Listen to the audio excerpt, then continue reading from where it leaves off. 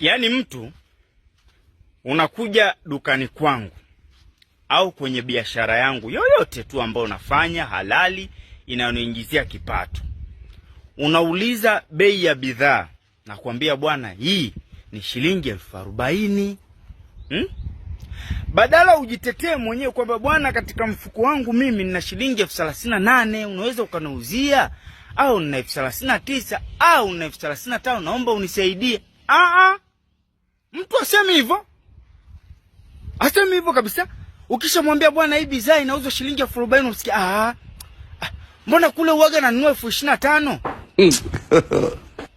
Wewe nani? Kule wapi? Na kule mimi kuna nihusu nini?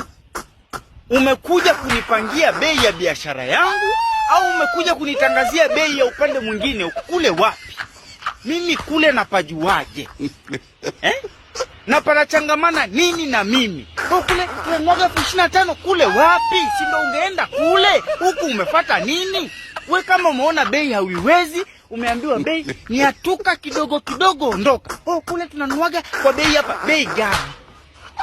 Na nani alikuambia uje kunitangazia mimi bei ya kule? Inanihusu nini? Unanipangia bei sasa bidhaa zangu. Unajua ninavyozipata? Na huyo huko ambaye anakuzia kwa bei unataka unajua anavyopata? Unatulinganisha vipi? Kule tunanuaga kule wapi? Kule hiyo. Kule hiyo which? Wewe kama hela yako ni ndogo, sema hela yangu ndogo nina kiasi kadhaa. Mimi ndo nitaamua nikuuzie au nisikuuzie. Lakini usinilinganishe biashara yangu na biashara ya mtu mwingine. Ungeenda huko sasa. Hapa kwangu umefuata nini? Au wewe ndo kule mwenyewe wewe?